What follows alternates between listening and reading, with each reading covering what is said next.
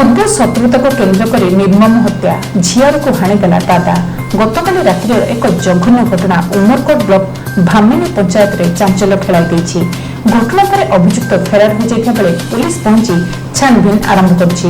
ଅନ୍ୟପଟେ ରାତ୍ରି ସାରା ଗାଁରେ ମା ଏବଂ ଦୁଇ ଝିଅ ସହାୟତା ପାଇଁ ଡାକ ଛାଡ଼ିଥିଲେ ମଧ୍ୟ କେହି ଆଗକୁ ଆସିଲେ ନାହିଁ, ଯାହାଫଳରେ ଅକାଳରେ ଗୋଟିଏ ଜୀବନ ଚାଲିଗଲା ବୋଲି କୁହାଯାଉଛି।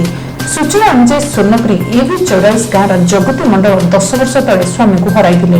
ଏହାପରେ ଶ୍ୱଶୁର ଘରେ ନିର୍ଯାତନା ବଢ଼ିବାରୁ ଦୁଇ ଝିଅ ଜ୍ୟୋତ୍ସ୍ନାରାଣୀ ଏବଂ ପୂର୍ଣ୍ଣିମାକୁ ନେଇ ଅଲଗା ରହୁଥିଲେ। ତଥାପି ମଝିରେ ମଝିରେ ଶ୍ୱଶୁର ଘର ପରିବାର ଆସି ଗାଳିଗୁଲଜ କରୁଥିଲେ। ପୂର୍ବରୁ ଅନେକ ଥର ମାରପିଟ କରିଥିବା ନେଇ ମଧ୍ୟ ଉମରକୋଟ ଥାନାରେ ଏତଲା ଦିଆଯାଇଥିଲା। ପୁଲିସ ବି ସେହି ସମୟରେ ମାମଲା ରୁଜୁ କରି ଦିଅର ଭୋଳାନାଥ ମଣ୍ଡଳକୁ ଗିରଫ କରିଥିବା ବେଳେ ଶ୍ୱଶୁର ଦେବେନ୍ଦ୍ର ମଣ୍ଡଳକୁ ତାଗିଦ କରି ଛାଡ଼ି ଦେଇଥିଲା। ତେବେ ସମ୍ପତ୍ତି ଭାଗକୁ ନେଇ ପୁଣି ବିବାଦୀୟ ପରିସ୍ଥିତି ସୃଷ୍ଟି ହୋଇ ଗତକାଲି ରାତ୍ରିରେ ଉଗ୍ର ରୂପ ନେଇଥିଲା। ରାତ୍ରି ପ୍ରାୟ 9ଟାରେ ଦିଅର ଶ୍ୱଶୁର ଏବଂ ଶାଶୁ ଗୀତାରାଣୀ ମଣ୍ଡଳ ଧସେଇ ଜଗତଙ୍କ ଘରେ ପଶିଥିଲେ। ପାଟିତୁଣ୍ଡ କରିବା ସହ ଦୁଇ ଝିଅ ଏବଂ ତାଙ୍କୁ ଆକ୍ରମଣ କରିଥିଲେ। ଏପରିକି ଭୋଳାନାଥର ଟାଙ୍ଗିଆ ଚୋଟରେ ଜଗତୀଙ୍କର ହାତରେ ଗଭୀର ଆଘାତ ଲାଗିଥିଲା। ପ୍ରାଣ ବିକଳରେ ଦୁଇ ଝିଅଙ୍କୁ ନେଇ ଘର ବାହାରକୁ ଚାଲି ଆସି ଜଗତୀ ସହାୟତା ପାଇଁ ଡାକ ପକାଇଥିଲେ, କିନ୍ତୁ ଗାଁରୁ କେହି ମଧ୍ୟ ସହାୟତା ପାଇଁ ଘରକୁ ବାହାରି ନଥିଲେ। ସାନ ଝିଅ ପୂର୍ଣ୍ଣିମା ଗାଁ ପାଣି ଟାଙ୍କି ତଳେ ଆଶ୍ରୟ ନେଇଥିବା ବେଳେ ମା ଏବଂ ବଡ଼ ଝିଅ ଜ୍ୟୋତ୍ସ୍ନାରାଣୀ ଅଲଗା ଅଲଗା ଲୁଚି ରହିଥିଲେ। ଗ୍ରାମବାସୀଙ୍କ ସହାୟତା ମିଳିନଥିବାରୁ ଶେଷରେ ଜଗତୀ ଉମରକୋଟ ପୋଲିସକୁ ଫୋନ କରିଥିଲେ। ଖବର ପାଇ 6 କିଲୋମିଟର ଦୂରରେ ଥିବା ସ୍ୱର୍ଣ୍ଣପୁରୀ ଗାଁରେ ପୋଲିସ ପହଞ୍ଚିଥିଲା। ଜଗତୀ ଏବଂ ଦୁଇ ଝିଅକୁ ବହୁ ସମୟ ଧରି ଖୋଜାଖୋଜି କରିବା ସତ୍ତ୍ୱେ ସନ୍ଧାନ ପାଇନଥିଲେ। ଗ୍ରାମବାସୀଙ୍କୁ ମଧ୍ୟ ପଚାରିବାରୁ କେହି କିଛି ସଠିକ ରୂପରେ କହିପାରିନଥିଲେ। କିଛି ସମୟ ଅପେକ୍ଷା କରି କାହାକୁ ନ ପାଇ ପୋଲିସ ସେଠାରୁ ଫେରି ଆସିଥିଲା। ଏହାପରେ ସାନ ଭଉଣୀ ପୂର୍ଣ୍ଣିମା ଫୋନ କରି ବଡ଼ ଭଉଣୀ ଜ୍ୟୋତ୍ସ୍ନାରାଣୀ ନିକଟକୁ ଆସିଥିଲା। ଉଭୟ ମାଙ୍କୁ ଖୋଜିବାକୁ ବାହାରିଥିଲେ। ଏହି ସମୟରେ ପୁଣି ଦାଦା ଭୋଳାନାଥ ହାବୁଡ଼ରେ ଧୂଇଁ ପଡ଼ିଯାଇଥିଲେ। ରକ୍ତମୁଖା ଦାଦାକୁ ଦେଖି ପୁଣି ଅଲଗା ଅଲଗା ରାସ୍ତାରେ ଦୌଡ଼ିବା ଆରମ୍ଭ କରିଥିଲେ। ପୂର୍ଣ୍ଣିମା ଖସି ଚାଲିଯିବାରେ ସକ୍ଷମ ହୋଇଥିଲେ ମଧ୍ୟ ଜ୍ୟୋତ୍ସ୍ନାରାଣୀ ବହୁ ଦୂର ପର୍ଯ୍ୟନ୍ତ ଦୌଡ଼ି ପାରିନଥିଲା। ଗାଁ ଶେଷ ମୁଣ୍ଡରେ ଥିବା ନୀଳଗିରି ଜଙ୍ଗଲରେ ଦାଦାର ଟାଙ୍ଗିଆ ଚୋଟରେ ମୃତ୍ୟୁବରଣ କରିଥିଲା। ଶରୀରରେ 20 ଥର ଟାଙ୍ଗିଆ ଚୋଟ ବାଜିଥିବା ଦେଖିବାକୁ ମିଳିଛି। ପାହାନ୍ତିଆ ପର୍ଯ୍ୟନ୍ତ ଜଗତୀ ଲୁଚି ରହିବା ପରେ ଚିକିତ୍ସା ପାଇଁ ପୂଜାରୀଗୁଡ଼ା ସ୍ୱାସ୍ଥ୍ୟକେନ୍ଦ୍ରକୁ ଯାଇଥିଲେ। ଡାକ୍ତର ପ୍ରାଥମିକ ଚିକିତ୍ସା କରି ଉମରକୋଟ ଡାକ୍ତରଖାନାକୁ ପଠାଇ ଦେଇଥିଲେ। ସକାଳେ ଭାଣିଜୀର ମୃତ୍ୟୁ ଖବର ପାଇ ଜଗତୀଙ୍କର ଭାଇ ଘଟଣାସ୍ଥଳରେ ପହଞ୍ଚିଥିଲେ। ଏହାକୁ ନେଇ ଉମରକୋଟ ଥାନାରେ ଅଭିଯୋଗ କରିବାରୁ ଥାନା ଅଧିକାରୀ ଉମେଶ ଚନ୍ଦ୍ର ସାହୁ ଏବଂ ଏସଡିପିଓ ହେମନ୍ତ କୁମାର ପାଢ଼ୀ ଫୋର୍ସ ନେଇ ଘଟଣାସ୍ଥଳରେ ପହଞ୍ଚିଥିଲେ। ସ୍ପର୍ଶକାତର ଘଟଣା ହୋଇଥିବାରୁ କୋରାପୁଟର ସନ୍ଧାନୀ କୁକୁର ଏବଂ ସାଇଣ୍ଟିଫିକ ଟିମ୍ ପହଞ୍ଚି ତଦନ୍ତ ଆରମ୍ଭ କରିଥିଲେ, କିନ୍ତୁ ଗତକାଲି ରାତ୍ରିରେ ବର୍ଷା ହୋଇଥିବାରୁ ବିଶେଷ କିଛି ମିଳିନଥିବା ନେଇ ଜଣାପଡ଼ିଛି। ଉମରକୋଟ ତହସିଲଦାର ହିମାଚଳ ମାଝୀଙ୍କ ଉପସ୍ଥିତିରେ ଗାଁରେ ହିଁ ମରଶରୀର ପଞ୍ଚନାମା କରାଯାଇଥିଲା। ଉମରକୋଟ ଡାକ୍ତରଖାନାରେ 2 ଜଣ ଡାକ୍ତର ଶବ ବ୍ୟବଚ୍ଛେଦ କରିବା ପରେ ପରିବାର ଲୋକଙ୍କୁ ହସ୍ତାନ୍ତର କରାଯାଇଥିଲା। ଚିକିତ୍ସା ପରେ ଜଗତୀ ଉମରକୋଟ ଥାନାରେ ଦିଅର ଶ୍ୱଶୁର ଶାଶୁ ଯା ଦୀପିକା ମଣ୍ଡଳ ନଣନ୍ଦ ନିର୍ମଳା ମଣ୍ଡଳଙ୍କ ବିରୁଦ୍ଧରେ ଏତଲା ଦେଇଛନ୍ତି। ଘଟଣା ପରେ ଶ୍ୱଶୁର ଦେବେନ୍ଦ୍ର ମଣ୍ଡଳଙ୍କୁ ବାଦ ଦେଇ ଅନ୍ୟ ସମସ୍ତେ ଫେରାର ହୋଇଯାଇଥିବା ପୋଲିସ ସୂଚନା ଦେଇଛି। ଦେବେନ୍ଦ୍ରଙ୍କୁ ଥାନାରେ ଅଟକ ରଖି ପଚରାଉଚରା କରାଯାଉଥିବା ପୋଲିସ କହିଛି। ଅନ୍ୟମାନଙ୍କୁ ଯଥାଶୀଘ୍ର ଗିରଫ କରାଯିବ ବୋଲି ଆଇଆଇସି ପ୍ରକାଶ କରିଛନ୍ତି।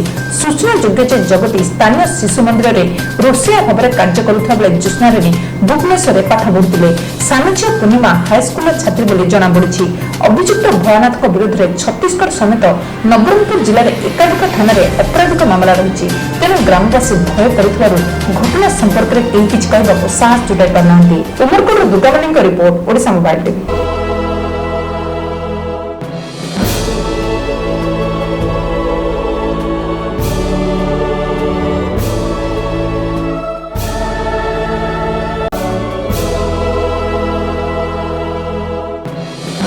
विश्व पुस्तक दिवस उपलक्षे नरसिंहपुरଠାରେ बक्तृता एवं कविता पाठ उत्सव अनुष्ठित होइछि। आयोजित उत्सव में अध्यापक प्रणव किशोर मिश्र सभापतित्व करथिले। मुख्य अतिथि भावे प्रधान वृंदावन महापात्र जोग देथिले। अतिथि भावे परेश प्रसाद महापात्र, प्रसाद कुमार साहू, देवदत्त मलय कुमार बराड़, भूपेन कुमार दास, बुद्धिमान साहू प्रमुख जोग देथिले। पुस्तक होछि मनुष्यर बंधु एवं पथ प्रदर्शक बोली वक्ता माने कहिथिले। भिकारी चरण प्रधान एवं बुद्धिमान साहू सेमानकर स्वरचित कविता आवृत्ति करथिले। आगामी दिन में नरसिंहपुरଠାରେ एक पुस्तक मेलार आयोजन ପାଇଁ प्रस्ताव करा जायछि। ओडिशार कोण अनुकोणରୁ बुद्धिजीवी माने पाठक मानक ठाब करी एठाକୁ आनिया ପାଇଁ योजना रखिଛନ୍ତି ବୋଲି वक्ता माने प्रकाश करथिले। नरसिंहपुर देवदत्तଙ୍କ रिपोर्ट, ओडिशा मोबाइल टीवी।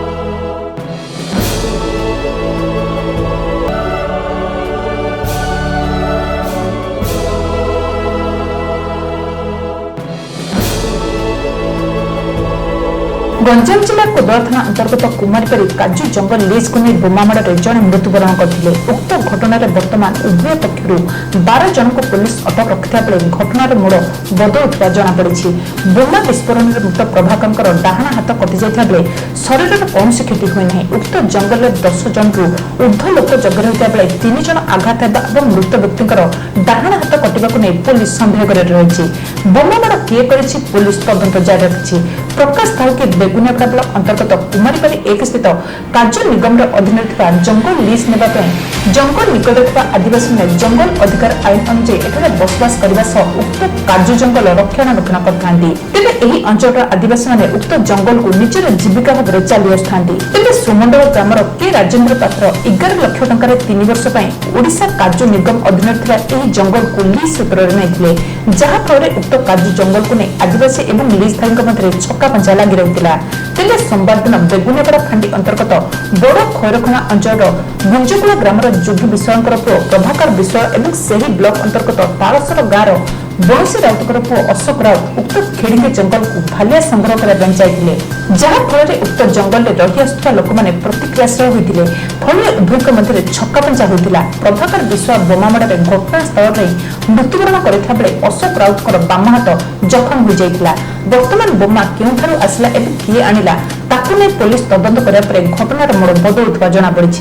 तदंत में व्याघात सृष्टि हो पारे पुलिस समस्त तथ्य प्रदान करना है। दिने 2 दिन मध्य घटनार पर्दाफाश हो कोदला पुलिस प्रकाश कर। Beguniapada Bijay Nayak report Odisha mobile TV.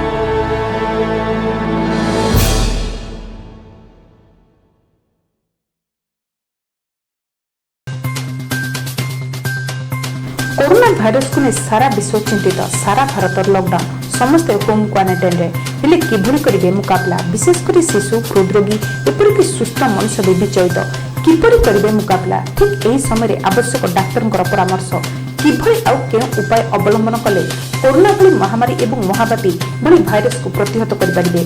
ठीक यही समय शुणु हृदरोगी डाक्तर परामर्श। बर्तमान जेहेतु कोरोना रो भयटा रही समस्ते लॉकडाउन रे अछंती अनेक कार्डियक पेशेंट अछंती तांको पई कोन किभली भाबरे सेमाने सेमानक लाइफस्टाइल बर्तमान अतिबाहित करिया कथा कोन आपनकर परामर्श रहइबा छै।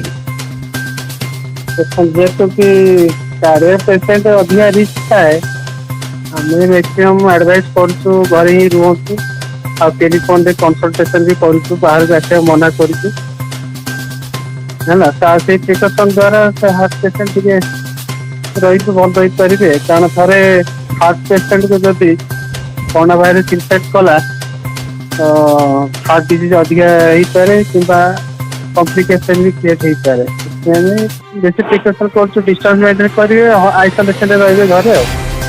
तो जदि गोटे हार्ट पेशेंट को धरतु कोरोना भाइरस अटैक कला तो सिचुएशन किभली भाव में रहिबो किभली हैंडल करी हबो बोली आपण देखुछंती बर्तमान। हार्ट पेशेंट बेसी सफर करेंगे मैंने जहाँ ज्वर खास कफ नॉर्मली हुए जोड़ा कोरोना भाइरस रे जोड़ा हार्ट पेशेंट से अधिक श्वास प्रक्रिया कष्ट अनुभव करती। तो हार्ट पेशेंट निहाती तो से माने नॉर्मली रेस्पिरेटरी सिस्टम तांकर वीक थाए ता सहित कोरोना जदि अटैक करियो रेस्पिरेटरी सिस्टम प्रॉब्लम बेसी हबो तो सेमान को निहाती जो क्वारंटाइन रे रहया पई एक प्रकार बाध्य समस्त एडवाइस करछु आ जहाँ भी अच्छे दरकार पड़ती टेलीफोनिक कंसल्टेशन रे रखुछु आसिया मना करछु बाकी इमरजेंसी न आसिया मना करछु।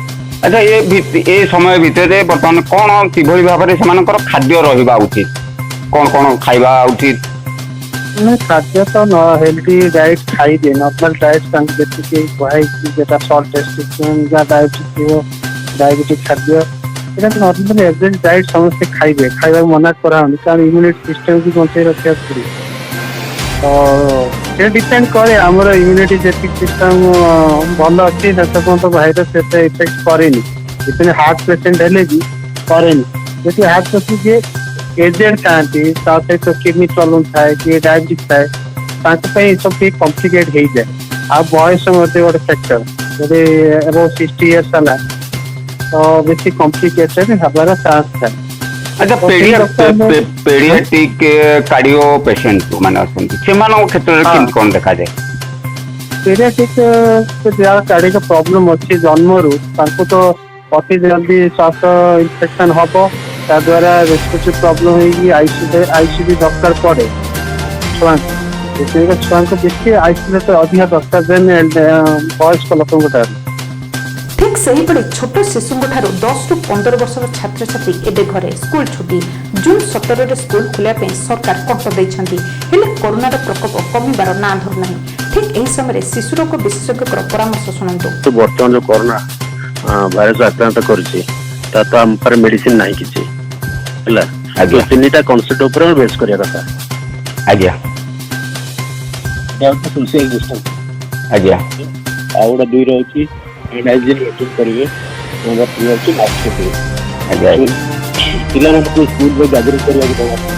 हला आज्ञा कि गैदरिंग हेले कि इन्फेक्शन स्प्रेड हो तो गैदरिंग टा को अवॉइड हला आज्ञा आ 80% पिला होते संक्रमण होचंती संक्रमण हेले तो ट्रांसमिट करती आज्ञा तो पिला जिते कम इन्फेक्शन होबे बड़ मान बदले संक्रमण होते तो सेटा जो भी हम अटके परिबा तो लोक मन बकरे संक्रमण करछ आज्ञा आज्ञा पिला मानकर डाइटिंग टा कोन होवा दरकार बतन जेतु स्कूल कॉलेज सब छुट्टी अछि पिला माने सब घरे अछंती तो किबली भाबरे से मानकर डाइटिंग रूटीन ता सेही भली कोन रहबो आपनकर परामर्श हमर तो सब प्रकार खाद्य खाई परिबे बेसिकली जो खाद्य खाइले या अधिक जाए जल्दी अब ठंडा खाद्य को अवॉइड करिवे ठंडा पानी पीबे तो न्यूट्रिशंस डाइट खाइबे जेतरे विटामिन सी रो परिमाण अधिक थिबो तासे प्रोटीन डाइट भी खाई परिबे तेबे एतो थिला एलोपैथिक मेडिसिन रो उपाय सेही परि होमियोपैथिक चिकित्सार प्रभाव किपरि रहछि सुनतु कोन कहउछन्ती डॉक्टर। नमस्कार। कोविड-19 बा कोरोना महामारी को नहीं वर्तमान सारा विश्व में आतंक खेली एवं अनेक लोकों मनरे अनेक प्रकार प्रश्न एपरिक अनेक खबर आपणकर सोशल मीडिया रे कहतु किंबा लोक कथार प्रचारित होछि ता देहु किछि सत्यासत्य रही एवं किछि फेक न्यूज। आज आमे सेही भली गोटे आलोच्य विषय विषय आलोचना करबा जहाकु नहीं साधारण वर्ग में अनेक प्रकार प्रश्न रही आ सेटा होछि कोरोना महामारी रे होमियोपैथिक रो कौन स्कोप रही बा होमियोपैथिक रे कोरोना महामारी पाई कौनसी औषध रही बा प्रतिषेधक रही ना नहीं ताकू नहीं अनेक लोकंकर प्रश्न रही एपरिक किछि लोक कहते जे जो कोरोना भाइरस आसी खूब निकट में गोटे म्यूटांट भाइरस अर्थात यह पूर्व नथिला एवं ये जो नुआ रोगटी है रोगटी एत नुआ होते भी होमियोपैथिक रे केउं भली भाव में तापाई प्रतिषेधक औषध बाहरी पड़ा एवं किछि डाक्तर मध्य कहती जे होमियोपैथिक रे यार ट्रिटमेंट मध्य रही तेणु यही सब विषय बुझापी जानापी हेले होमियोपैथिक विषय रे साधारण ज्ञानर आवश्यकता रही गोटे धारणार आवश्यकता रही। आग प्रथम आम आलोचना करवा जे प्रकृत होमियोपैथिक ट्रिटमेंटा कौन जदि आम से न जाना ताहले ये जो कोरोना विषय रे होमियोपैथिक स्कोप आम बुझीपर प्रकृत में रोग भल करने अनेक प्रकार ट्रिटमेंट रही सिस्टम रही जमीक एलोपैथिक कहतु आयुर्वेदिक कहतु बा होमियोपैथिक कहतु एवं प्रत्येक सिस्टम तार निजस्व प्रिंसिपल्स रही से गोटे बेस उपर आधार कर ट्रिटमेंट सिस्टम तैयारी जमीक आयुर्वेदिक सिस्टम रे आपन देखिबे ଦୋଷ ଦୃଶ୍ୟ ଏବଂ ଧାତୁ ଏହାକୁ ନେଇ ସେମାନଙ୍କର ଟ୍ରିଟମେଣ୍ଟ ସିଷ୍ଟମ ତିଆରି ହେଉଛି। ଯେମିତିକି ଆପଣ କଫ ମଳ ଏସବୁକୁ ନେଇକରି ଆୟୁର୍ବେଦିକ ସିଷ୍ଟମ ସେମାନେ ରୋଗର ନିରୂପଣ କରନ୍ତି ଏବଂ ତାର ଟ୍ରିଟମେଣ୍ଟ ମଧ୍ୟ କରନ୍ତି। ଠିକ୍ ସେଇଭଳି ଭାବରେ ହୋମିଓପାଥିକ ସାଇନ୍ସରେ ଆମେ ଯେଉଁ ରୋଗକୁ ଦେଖୁଛେ ବା ରୋଗ ଟ୍ରିଟମେଣ୍ଟ ସିଷ୍ଟମ ରହିଛି ସେଥିରେ ପ୍ରକୃତରେ ରୋଗୀର ହିଁ ଟ୍ରିଟମେଣ୍ଟ କରାଯାଏ, ରୋଗର ଟ୍ରିଟମେଣ୍ଟ କରାଯାଏ ନାହିଁ। ଅର୍ଥାତ୍ ଆମେ ସମସ୍ତେ ଜାଣିଛେ ପ୍ରତ୍ୟେକ ଲୋକର ଯେଉଁ ଇନର କ୍ୱାଲିଟି ରହିଛି ବା ସମସ୍ତଙ୍କର ଏଇ ଗୁଣ ରହିଛି ବା ଶକ୍ତି ରହିଛି ଯେ ଯେକୌଣସି ଭାଇରସ୍ କୁହନ୍ତୁ ବ୍ୟାକ୍ଟେରିଆ କୁହନ୍ତୁ ବା କୌଣସି ଅଣୁଜୀବ କୁହନ୍ତୁ ପ୍ରତ୍ୟେକ ଜୀବାଣୁ କୀଟାଣୁ ଭୂତାଣୁକୁ ଲଢ଼ିବା ପାଇଁ ବା ତାକୁ ମାରିବା ପାଇଁ ଆମ ଭିତରେ ସଫିସିଏଣ୍ଟ ଶକ୍ତି ରହିଛି, ପ୍ରତ୍ୟେକ ଲୋକର ରହିଛି। ଆପଣମାନେ ହୁଏତ ଭାବୁଥିବେ ଯେ ଯଦି ରହିଛି ତାହେଲେ କରୋନା ଭାଇରସକୁ କାହିଁକି ଆମର ଯେଉଁ ଇନର ଶକ୍ତି ରହିଛି ବା ଇନର ଏନର୍ଜି ରହିଛି ସେଇଟାରେ ସଫଳ ହେଇପାରୁନି ମାରିବା ପାଇଁ। ଆଜ୍ଞା ନା, ସେମିତି ନୁହେଁ। କାରଣ ଏବେ ବି ଆପଣ ଦେଖନ୍ତୁ ଡେଟାରୁ 100 ଲୋକଙ୍କୁ ଯଦି କରୋନା ଭାଇରସ ଆଫେକ୍ଟ କରୁଛି ତାହେଲେ ସେଥିରୁ ମାତ୍ର 2ରୁ 3% ଲୋକଙ୍କର ଡେଥ୍ ହେଉଛି ଏବଂ 80ରୁ 90% ଲୋକଙ୍କର କରୋନା ଭାଇରସ ଆଫେକ୍ଟେଡ୍ ହେଲେ ମଧ୍ୟ ଆଇଦର ସେମାନଙ୍କର କିଛି ସିମ୍ପଟମ୍ ଆସୁନି, ଆସିମ୍ପଟୋମେଟିକ୍ ୱେରେ ସେମାନେ ଭଲ ହେଇଯାଉଛନ୍ତି କିମ୍ବା ସାଧାରଣ ଥଣ୍ଡା କାଶ ହେଇକି ତାଙ୍କର ସେଇ ରୋଗକୁ ଦୂରେଇ ଯାଉଛି। ତାହେଲେ ସେଇ କରୋନା ଭାଇରସକୁ ମୁକାବିଲା କରିବା ପାଇଁ ସେଇ ଯେଉଁ ଶକ୍ତି କେଉଁଠୁ ଆସିଲା? ପ୍ରକୃତରେ ଏଇଟା ପ୍ରତ୍ୟେକ ଲୋକର ସେ ଶକ୍ତି ରହିଛି ଯାହାକୁ ଆମେ କହୁଛେ ଜୀବନୀ ଶକ୍ତି ବା ହୋମିଓପାଥିକ ଭାଷାରେ ତାକୁ ଆମେ କହୁଛେ ଭାଇଟାଲ ଫୋର୍ସ। କିନ୍ତୁ ପ୍ରକୃତରେ ଯେତେବେଳେ ସେଇ ଜୀବନୀ ଶକ୍ତିଟି ବିଷଡ଼ ହେଇଯାଏ ବା ଇମ୍ବାଲାନ୍ସ ହେଇଯାଏ ସେତେବେଳେ ତାକୁ ବିଭିନ୍ନ ପ୍ରକାରର ରୋଗ ମାଡ଼ି ଆସେ। ପ୍ରକୃତରେ ବ୍ୟାକ୍ଟେରିଆ କୁହନ୍ତୁ ବା ଭାଇରସ୍ କୁହନ୍ତୁ ଯେଉଁଟା ଆମେ ଭାବୁଛେ ଯେ ସେଇ ବ୍ୟାକ୍ଟେରିଆ କିମ୍ବା ଭାଇରସ୍ ଆସିକରି ଆମ ଦେହରେ ରୋଗ ସୃଷ୍ଟି ହେଲା, ପ୍ରକୃତରେ ହୋମିଓପାଥିକ ସିଷ୍ଟମ ଅନୁସାରେ ଆମେ କହୁଛେ ନା ପ୍ରଥମେ ଆମର ଯେଉଁ ଭାଇଟାଲ ଫୋର୍ସ ଅଛି ବା ଭାଇଟାଲ ଏନର୍ଜି ଅଛି ସେଥିରେ ଡିରେଞ୍ଜମେଣ୍ଟ ହେଲା, ଜୀବନୀ ଶକ୍ତିରେ କିଛି ଗୋଟେ ଅସୁବିଧା ହେଲା ଯାହାଫଳରେ କି ଏ ରୋଗଟି ସୃଷ୍ଟି ହେଲା ବା ବ୍ୟାକ୍ଟେରିଆ ଭାଇରସ୍ ଆସିକରି ଆମ ଦେହରେ ଘର କରି ରହିବା ପାଇଁ ସକ୍ଷମ ହେଲେ। ତେଣୁ ହୋମିଓପାଥିକ ସିଷ୍ଟମ ଅନୁସାରେ ଆମେ ପ୍ରଥମେ ସେଇ ଜୀବନୀ ଶକ୍ତିକୁ ସଠିକ୍ କରିବା ପାଇଁ ପ୍ରଚେଷ୍ଟା କରୁ ଏବଂ ତାପରେ ସେଇ ଯେଉଁ ଜୀବନୀ ଶକ୍ତି ଯାହା ପାଖରେ ଅସୁମାରୀ କ୍ଷମତା ରହିଛି ଯେକୌଣସି ରୋଗ ଜୀବାଣୁକୁ ମାରିବା ପାଇଁ ସେଇ ଜୀବନୀ ଶକ୍ତି ଆମ ଦେହରେ କାମ କରେ ଏବଂ ସେ ଯେକୌଣସି ରୋଗ ଜୀବାଣୁ ହେଲେ ମଧ୍ୟ ତାକୁ ମାରିବା ପାଇଁ ସକ୍ଷମ ହୁଏ। ସେ ଦୃଷ୍ଟିରୁ ହୋମିଓପାଥିକ ମେଡିସିନ ଯେକୌଣସି ଜୀବାଣୁଜନିତ କୁହନ୍ତୁ, ବୀଜାଣୁଜନିତ କୁହନ୍ତୁ ବା ଭୂତାଣୁଜନିତ ରୋଗ କୁହନ୍ତୁ, ସମସ୍ତ ପ୍ରକାର ରୋଗକୁ ଟ୍ରିଟମେଣ୍ଟ କରିବା ପାଇଁ ସକ୍ଷମ ଯଦି ଆମେ ସଠିକ୍ ଭାବରେ ସିଲେକ୍ସନ୍ କରିକି ମେଡିସିନ ଦେଲେ ଏବଂ ସେ ଲୋକ ପ୍ରପର ଟ୍ରିଟମେଣ୍ଟରେ ରହିଲା। ଏବେ ଆପଣଙ୍କ ମନରେ ହୁଏତ ନିଶ୍ଚିତ ଭାବରେ କ୍ୱେଶ୍ଚିନ୍ ଆସୁଥିବ ଯେ ପ୍ରକୃତରେ ଏହା କ'ଣ ସତ୍ୟ? ଆଜ୍ଞା ହଁ, ଇତିହାସରେ ଆପଣ ଅନେକ ଇନଷ୍ଟାନ୍ସ ଦେଖିବାକୁ ପାଇବେ ଯେଉଁଥିରେ ହୋମିଓପାଥିକ ଏଇଭଳି ରୋଗକୁ ସାମ୍ନା କରିବା ପାଇଁ ବା ଟ୍ରିଟମେଣ୍ଟ କରିବା ପାଇଁ ସବୁଠାରୁ କାରିଗର ସାବ୍ୟସ୍ତ ହେଇଛି। ଅନେକ କ୍ରେଡିବୁଲ ଅର୍ଗାନାଇଜେସନ ଦ୍ୱାରା ହେଇଥିବା ରିସର୍ଚ୍ଚ ୱାର୍କ ଆପଣ ଏବେ ମଧ୍ୟ ଇଣ୍ଟରନେଟ୍ରେ ଖୋଜିକରି ପାଇପାରିବେ।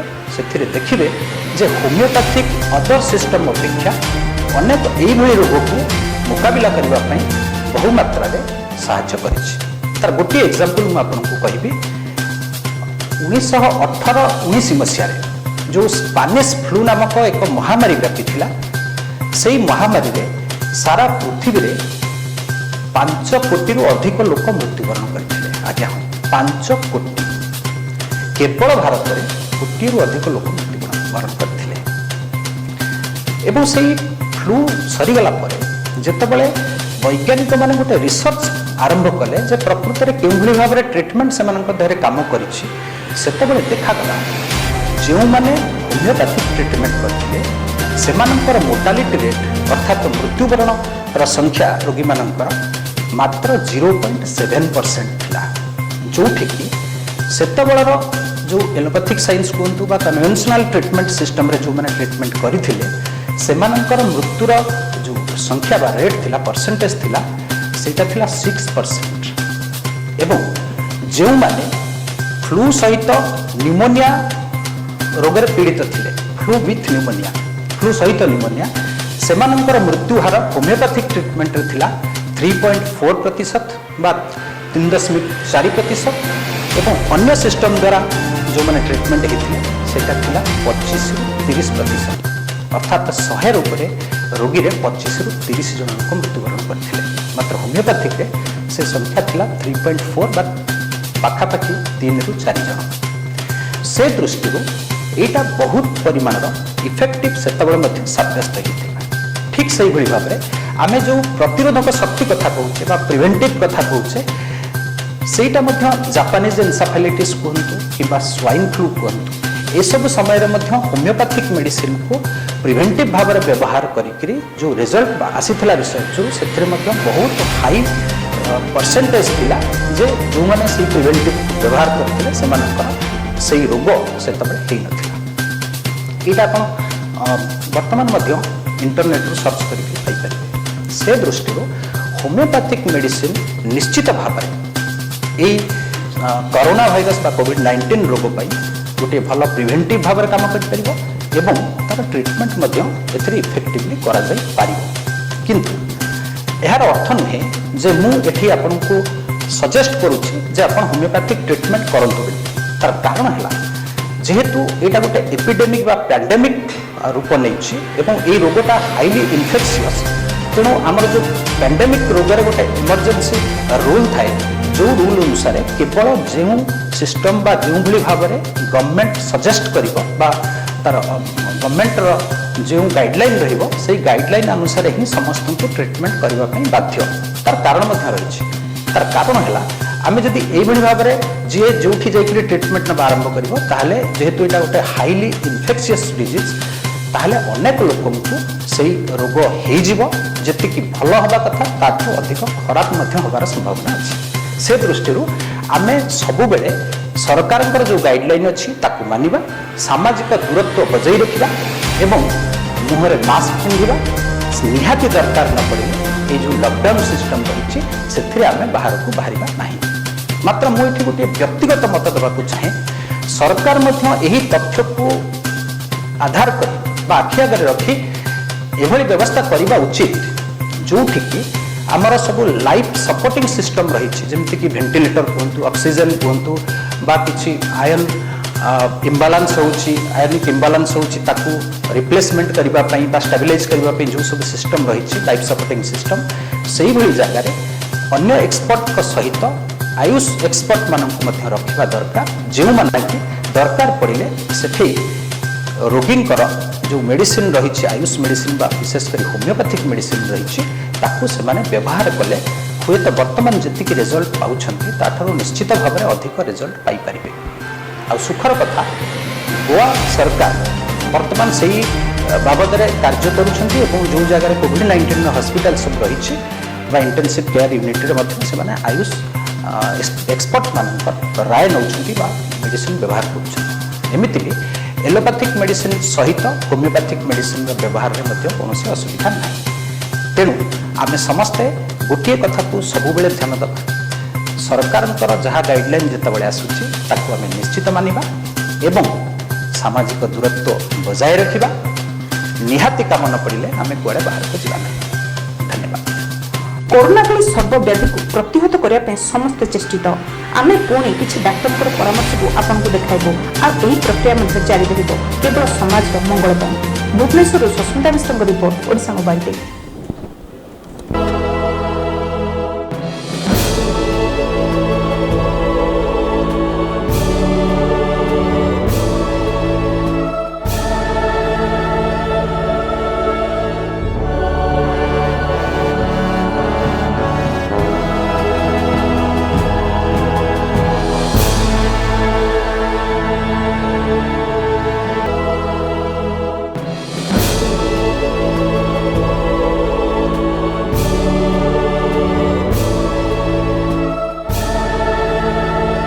सारा देश में कोरोना भूताणु तार काय विस्तार कर लगी। दृष्टि रखी सारा देश को लॉकडाउन घोषणा कर राज्य सरकार। समस्त को घर रही निवेदन कर सरकार समस्त राज्य और जिलार सीमावर्ती अंचल सिल कर सहर ठार गां पुलिस पैंतरा मारुछि। ओडिशा राज्यर सीमार कड़ा चेकिंग ओडिशा सरकार लॉकडाउन पर बाहर राज्य ओडिया को फेरे आने व्यवस्था कर स्थित में अन्य राज्य में फसी ओडिया श्रमिक मैंने विभिन्न उपाय घर फेरवा चाहते। लॉकडाउन जान ଯାନବାहନ ଚଳାଚଳରେ ପ୍ରତିବନ୍ଧକ ଲାଗିଛି। ଏସବୁ ଭିତରେ ଚେନ୍ନାଇରୁ ସାଇକେଲ ଯୋଗେ ଗଞ୍ଜାମ ଚାଲି ଆସିଛନ୍ତି ବେଗୁନିଆପଡ଼ା ବ୍ଲକ ବଡ଼ ଖୈରଖମାର ଯୁବକ ଜଣକ ବଡ଼ ଖୈରଖମା ଗ୍ରାମର ହୋଇଥିବା ବେଳେ ତାଙ୍କର ବୟସ 25 ବର୍ଷ। ସରପଞ୍ଚ ପ୍ରତିନିଧି ସନ୍ତୋଷ କୁମାର ବାରିକଙ୍କ କହିବା ଅନୁଯାୟୀ ଗତ 16 ତାରିଖରେ ଯୁବକ ଜଣକ ଚେନ୍ନାଇରୁ ସାଇକେଲ ଯୋଗେ ବିଜୟୱାଡ଼ା ଆସିବା ପରେ ଏକ ମାଲବାହୀ ଟ୍ରକ୍ ଯୋଗେ ଶ୍ରୀକାକୁଲମ ଆସି ପୁଣି ସାଇକେଲ ଯୋଗେ ଯାତ୍ରା କରି 23 ତାରିଖରେ ବଡ଼ ଖୈରଖମାରେ ପହଞ୍ଚିଥିଲେ। ସ୍ଥାନୀୟ ସରପଞ୍ଚ ପ୍ରତିନିଧି ସନ୍ତୋଷ ବାରିକ ଖବର ପାଇ ତାଙ୍କୁ ବଡ଼ ଖୈରଖମାରେ ଥିବା ଅସ୍ଥାୟୀ କ୍ୱାରେଣ୍ଟାଇନରେ ରଖିଛନ୍ତି। ଶ୍ରୀ ବାରିକ ତାଙ୍କୁ ବ୍ରହ୍ମପୁର ବଡ଼ ମେଡିକାଲକୁ କୋଭିଡ-19 ୱାର୍ଡକୁ ପରୀକ୍ଷା ନିମନ୍ତେ ପଠାଇବା ପାଇଁ ବ୍ୟବସ୍ଥା କରାଯାଉଛି ବୋଲି ପ୍ରକାଶ କରିଛନ୍ତି। ସୂଚନା ଯୋଗ୍ୟ ଯେ କିଛି ଦିନ ତଳେ ବେଗୁନିଆପଡ଼ାର ଏକ ଯୁବକ ମୁମ୍ବାଇରୁ ଟ୍ରକ୍ ଯୋଗେ ଫେରିଥିଲେ। ତେବେ ଲକଡାଉନ କଟକଣା କଡ଼ାକଡ଼ି ସତ୍ତ୍ୱେ ଚେନ୍ନାଇରୁ କିଭଳି ଚାଲି ଆସିଲେ ତାକୁ ନେଇ ଉଠିଛି ଅନେକ ପ୍ରଶ୍ନ। ବେଗୁନିଆପଡ଼ାର Bijay Nayak report, Odisha mobile TV.